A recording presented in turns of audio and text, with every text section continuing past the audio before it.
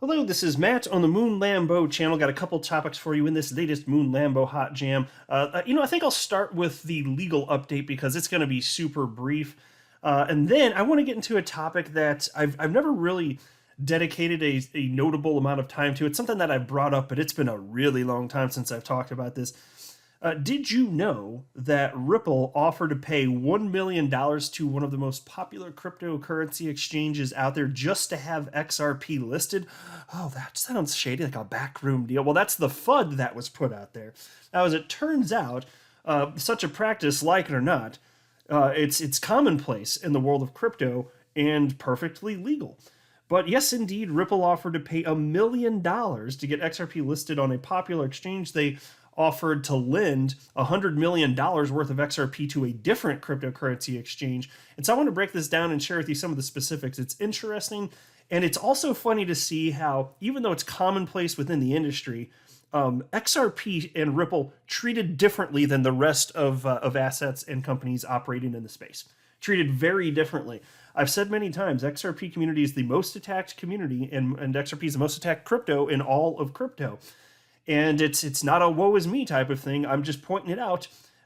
We've had to put up with more crap than anybody else out there. And the XRP community is, I say, the best community in all of crypto by a long shot. And the reason that we're under attack is because XRP is viewed as some sort of strange crypto outlier. Incorrectly, of course, as if XRP is the banker's coin. And that's what the Bitcoin maxis out there would have you believe. But it's nothing but a bunch of jibber jabber and hoo-ha. So I'm going to share with you my thoughts on this. But before going further, I do want to be clear, I do not have a legal or financial background of any kind. I am not offering legal or financial advice, and you definitely should not buy or sell anything because of anything I say or write. I'm just an enthusiast who enjoys making YouTube videos about crypto-related topics, but just as a hobby and just for fun. Now, on the legal front, I guess I'll just knock this out since there's not a ton to say, but just get caught up to speed. Some of you may have seen the video I put out yesterday where I was talking about the SEC's assertion of attorney-client privilege regarding the Billy Boy Hinman Ethereum free pass speech and all the drafts associated with that speech that was given in June of 2018. And it's completely absurd. So the judge in January of this year came out with the ruling, hey, you must hand over these William Hinman Ethereum free pass speech related emails and drafts of that speech because it's not privileged information. That was ruling in January. And then the SEC asked for a reconsideration. So the judge considered the new information from the SEC, new perspective anyway, and came back and said, no, for real, you do need to hand this over. And so now the SEC is basically asking for a reconsideration of the reconsideration by arguing now that those emails are actually attorney-client privilege, completely ridiculous. And Ripple wanted extra time to respond to these bogus attorney-client privilege claims, and the judge did end up granting an extension of time so that Ripple could write a sufficient response. And I'm really looking forward to seeing that. But after Ripple filed to have that additional response time, which was approved ultimately, the SEC filed a request to the court asking to be able to file a reply brief. And Ripple hadn't even gotten their side of the story out. And Ripple's attorney, Matthew Solomon, not so happy on this front. And I'm not going to cover, I went in great detail yesterday, but I will share with you what attorney Jeremy Hogan had to say in response to what Matthew Solomon wrote. It was very strongly worded. He's not kidding. And Jeremy Hogan said, finally, I feel like Ripple has taken the gloves off and is talking about how ridiculous the SEC's litigation tactics surrounding the Hinman emails are. Ain't that the truth?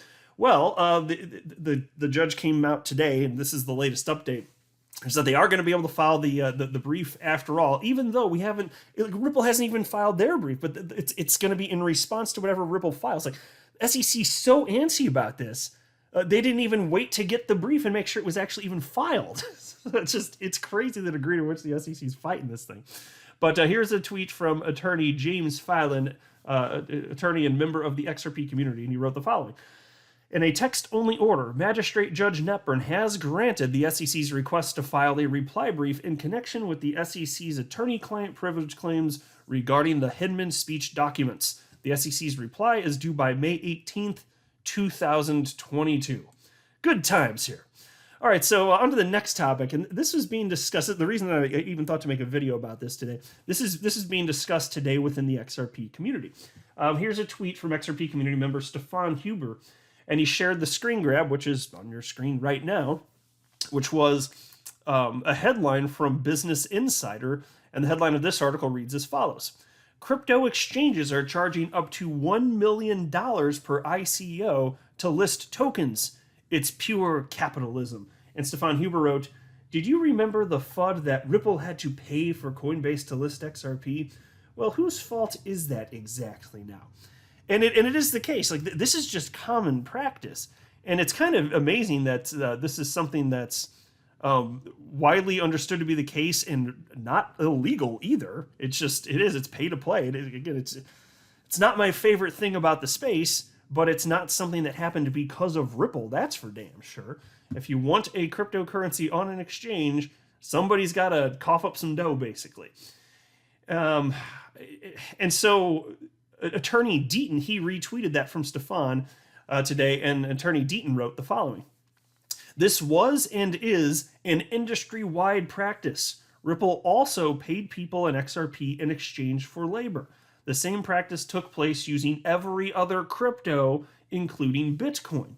Yes, that is true. In fact, for instance, Brad Garlinghouse, Ripple CEO, part of his compensation package was in XRP. And he could have negotiated something different instead of taking on that risk, of holding XRP, because that's a question mark. I mean, we're confident. I think it's going to be long-term viable, but I don't know that for sure. In terms of the United States dollar continuing to exist versus XRP, I mean, look, I'm more excited about XRP, obviously, but I'm more confident that at least in the short term, the dollar is going to last. There's more unknowns. Like, what if there is a hole in the code in XRP? And not that I think that's going to happen. I'm just saying there's question marks, right? And so by accepting XRP, which is also very volatile, you're taking on a certain amount of risk. And so he could have argued, no, I don't want this XRP, but I just want more dollars. Well, it doesn't matter to me, and it shouldn't matter to you because it's none of your damn business or mine, whether or not Brad Garlinghouse's compensation package includes XRP or just would have, instead of having XRP, would have been more United States dollars. Who the hell cares? But some people make it out as if there's something shady going on when part of his compensation package was XRP, and then he decided to sell XRP after taking on that additional risk rather than having higher pay in United States dollars right out the gate. But it is what it is. We have to put up with a lot of crap here and poor arguments. In fact, this is like the most garbage article that I could find on this topic, and I didn't have to search that long to find. This is a true gem from a website called dealbreaker.com, and this one's titled, Ripple Tried to Pay for Coinbase Gemini Listings, which is 100% legal 60% of the time. And you'll see the tone of this. It's extra harsh against Ripple and against XRP, and it doesn't make sense. Other coins don't get treated like this, right? Certainly not to this extent, that's for sure. It's as if Bitcoin's in some sort of protected class if you're in the world of crypto. So anyway, check this out though. And it's interesting because there aren't facts within this thing. Like, this is a garbage article in that it seems like a hit piece, but there are facts in it, which I'm happy to acknowledge are the case. Because again, when it comes to this pay to play thing, whether you like it or not, and I'm not a huge fan of it, it's just common practice. Ripple is just participating in the space in the way that everybody else is. Anyway, it reads as follows though.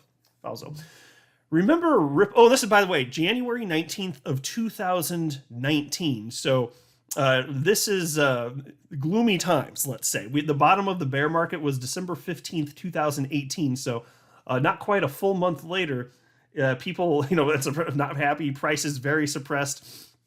And so wrote the following. Remember Ripple? No? That's okay. That's okay. Neither does anyone else, apparently. This is so funny. It's the XRP community is absolutely gigantic, and it's composed of millions and millions and millions of people. How ignorant do you have to be on the subject that you're writing about to not know that? XRP, even back then, was in the top, I don't know where, it was probably rated number 3 at that point. I have to go double check, but either way, top 3, maybe top 4 at that point in time. Probably top 3, though. And nobody remembers it? Bruh, do you even crypto, bruh? This is astonishing to write. That's right out the gate. We're already dealing with this type of nonsense. Article continues. As it turns out, people tend to forget things that lose 85% of their value in the space of 4 months, which is what's happened to Ripple after it hit a high above $3 earlier this year. Okay, so pause.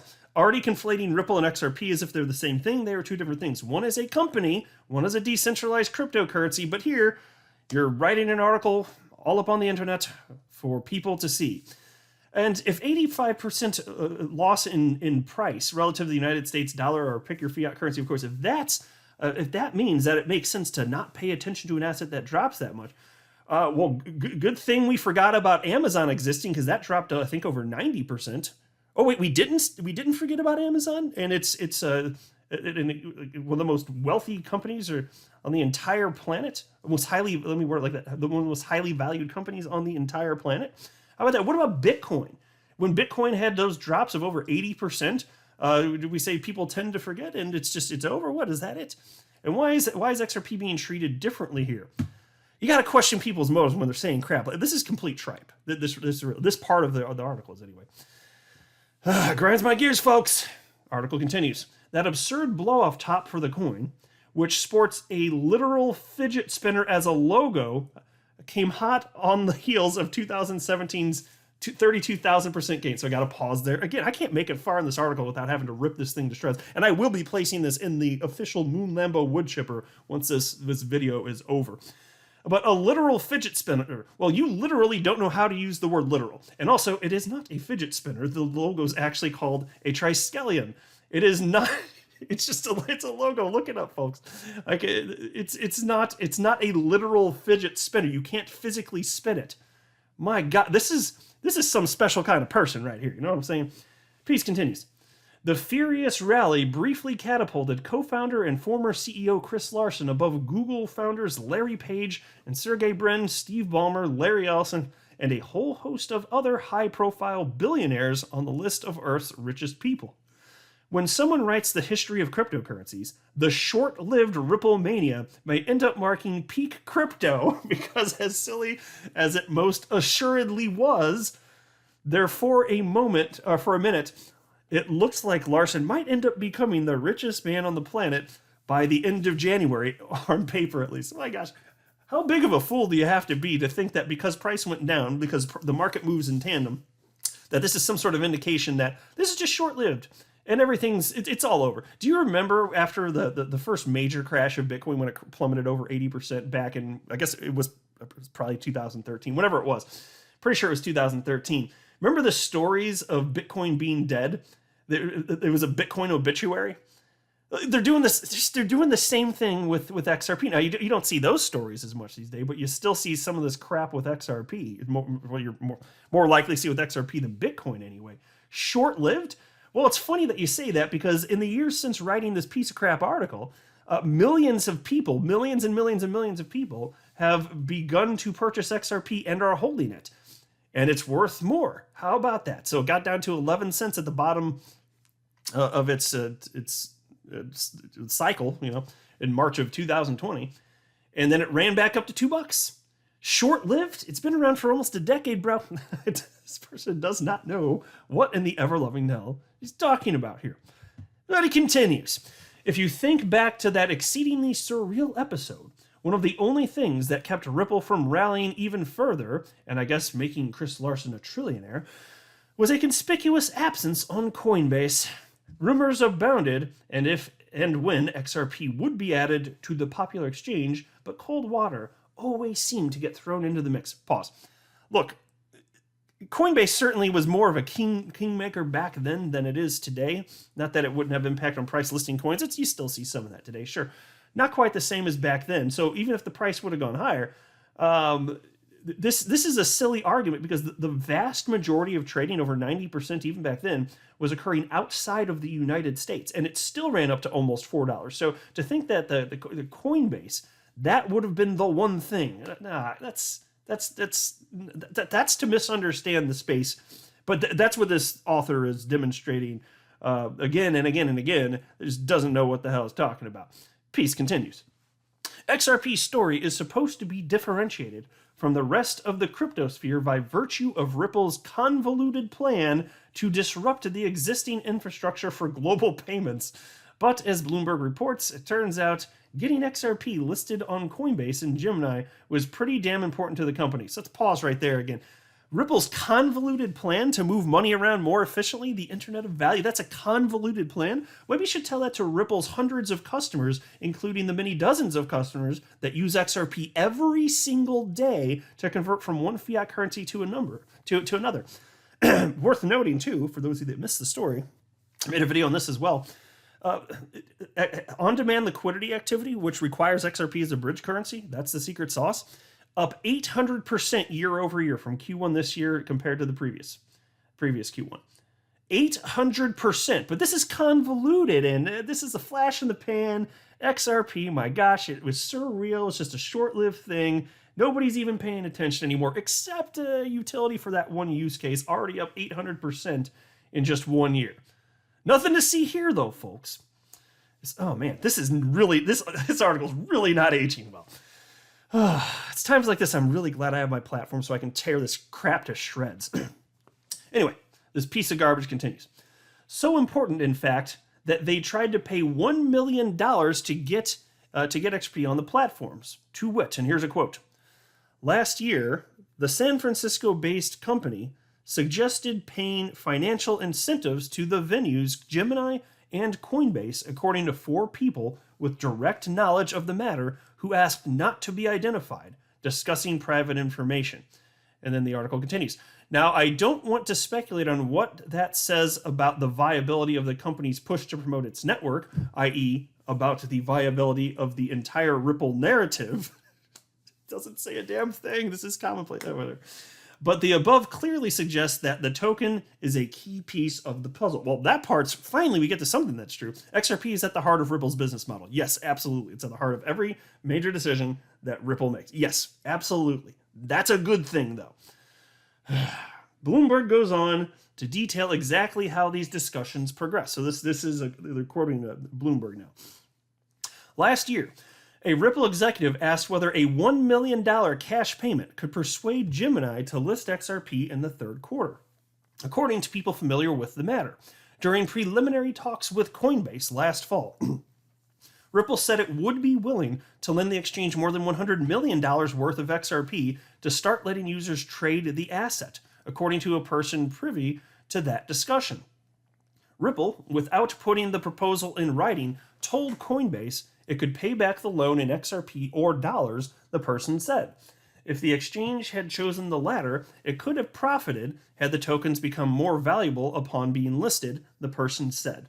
And so there you go. I'm not seeing something egregious going on here. This is just, again, commonplace within the industry, but here it's being treated as if this is something unique to Ripple, as if Ripple is committing some sort of horrendous sin here.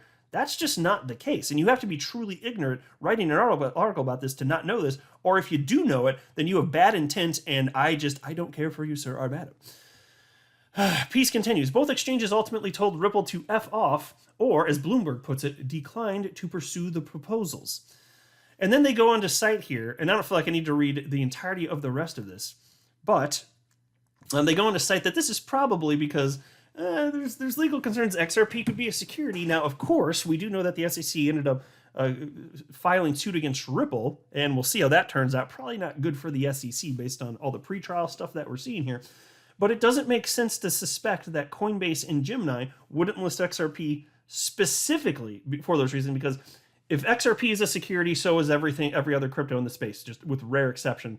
And if any other crypto is getting listed, that it doesn't make sense to not list XRP, frankly. They're all going to be treated the same in the end here. So from that perspective, it doesn't matter. That's not some sort of strong argument. And then we also know, actually wasn't it just like weeks after this? I could be mistaken, but I think it was February of that year, 2019, XRP actually got listed.